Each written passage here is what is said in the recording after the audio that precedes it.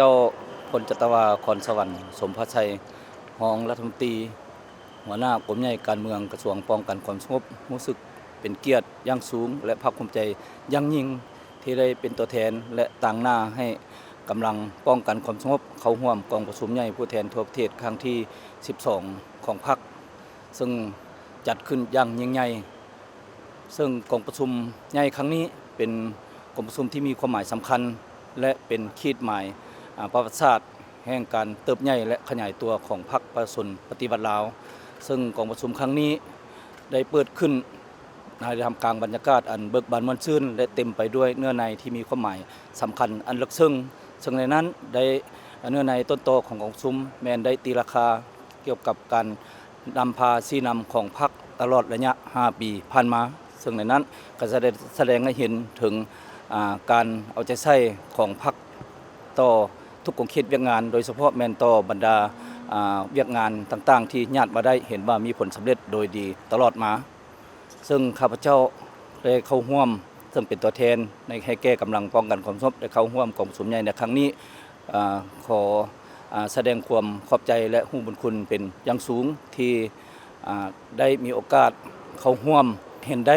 ความหมายความสำคัญของกองประชุม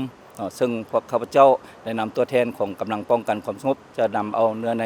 จิตใจของกองประชุมใหญ่ครั้งนี้ไปจัดตั้งผันขยายให้กระดกออกผลโดยเฉพาะแม้นจะนำพากำลังป้องกันความสงบเอาใจใส่ในการยกสูงความรับผิดชอบได้เอาใจใส่ในการสืบต่อฝึกฝนล่อหลอมตนเองโดยเฉพาะแม้นในการรักษามวลเสื้ออันสง่าองอาจอันพิราอันหารของกำลังป้องกันความสงบเพื่อประกอบส่วนอย่างตั้งหน้า